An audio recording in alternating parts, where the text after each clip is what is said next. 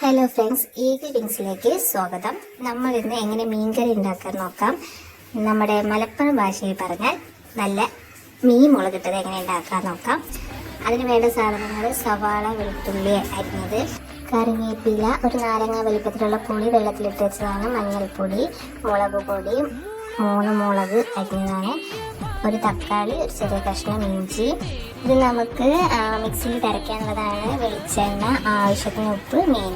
നമുക്ക് ചട്ടി ചൂടാക്കാൻ വയ്ക്കാം. ഒന്ന് ചൂടായി വരുമ്പോൾ അതിലേക്ക് വെളിച്ചെണ്ണ ഒഴിച്ചു കൊടുക്കുക. ആവശ്യത്തിന് വെളിച്ചെണ്ണ ഒഴിച്ചു കൊടുത്ത് വെളിച്ചെണ്ണ ഒന്ന് ചൂടായി വരുമ്പോൾ നമ്മൾ അരിഞ്ഞു വെച്ച സവാളയും വെളുത്തുള്ളിയും കറിവേപ്പിൻ്റെ ഇട്ട് നന്നായിട്ട് ഒന്ന് വയറ്റി അതൊന്ന് വാടി വന്നാൽ മതി. വാടി വരുമ്പോൾ നമ്മൾ അതിലേക്ക് മുറിച്ച് വെച്ച പച്ചമുളക് ഇട്ട് കൊടുക്കുക. മുളക് എരിവിനനുസരിച്ച് ചേർത്താൽ മതി. അതൊന്ന് വാടി വരുമ്പോൾ അതിലേക്ക് 2 ടീസ്പൂൺ മുളക് പൊടി, 1 ടീസ്പൂൺ മഞ്ഞൾപ്പൊടി ഇട്ട് നന്നായിട്ടൊന്ന് മിക്സ് ചെയ്യാം. അതിൻ്റെ പച്ചമണം മാറുന്ന വരെ നന്നായിട്ടൊന്ന് മിക്സ് ചെയ്യുക. ഇതൊക്കെ തീ കുറച്ച് വെച്ചിട്ട് വേണം ഇതൊക്കെ നമുക്ക് ചെയ്യാൻ, അല്ലെങ്കിൽ കരിഞ്ഞു പോകും. ഇനി നമുക്ക് മിക്സ് ആയി കഴിഞ്ഞാൽ തക്കാളി, ഇഞ്ചി കൂടെ അരച്ച് അത് അതിലേക്ക് ചേർത്ത് കൊടുക്കാം.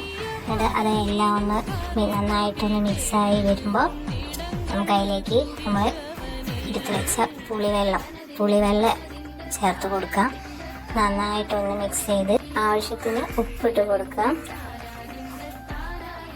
നമുക്ക് നന്നായിട്ട് ഒന്ന് മിക്സ് ചെയ്ത് അടച്ച് വെച്ച് വേണം ഇതൊന്ന് തിളപ്പിച്ചെടുക്കാൻ വേണ്ടിയിട്ട്.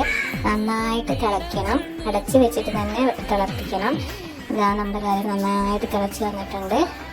അപ്പം അതിലേക്ക് നമുക്ക് വൃത്തിയാക്കിയ മീൻ ഇട്ട് കൊടുക്കാം. കുറച്ച് ഇട്ട് കൊടുക്കുന്നതായിരിക്കും എപ്പോഴും നല്ലത്. കാരണം വേവ് കുറവുള്ള മീനാണ്. ഞങ്ങളിവിടെ ഇതിനെ മാന്തൾ എന്നാണ് പറയുക. നിങ്ങളവിടെ ഇതിനെന്താ പറയുക? ചില സ്ഥലത്ത് മാന്ത അങ്ങനെയൊക്കെ പറയും. ഞങ്ങളവിടെ മലപ്പുറം ഇവിടെ പരപ്പനങ്ങാടി സ്ഥലത്ത് മാന്തൾ എന്നാണ് പറയാം. നമുക്ക് ഒന്ന് ഇടയ്ക്ക് മിക്സാക്കി കൊടുത്തിട്ട് തിളയ്ക്കാൻ വയ്ക്കാം.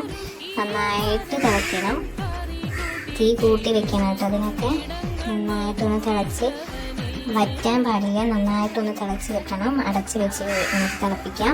അടച്ച് വെച്ച് തിളപ്പിക്കണം എന്ന് പറയുന്നത് നമ്മുടെ ഇഞ്ചി, വെളുത്തുള്ളി അതിൻ്റെയൊക്കെ സ്മെല്ല് പുറത്തേക്ക് പോയാൽ കറീൻ്റെ ടേസ്റ്റ് കുറയും. അതുകൊണ്ടാണ് അടച്ച് വെച്ച് തിളപ്പിക്കാൻ പറയുന്നത്. നമ്മുടെ കറി തിളച്ച് വന്നിട്ടുണ്ട്, നന്നായിട്ട് തിളയ്ക്കുന്നുണ്ട്. ഇനി നമുക്ക് ഒന്ന് വറ്റി കഴിഞ്ഞാൽ തീ ഓഫ് ചെയ്ത് കറി തണുത്തതിന് ശേഷം നമുക്കൊരു ബൗളിലേക്ക് മാറ്റാം.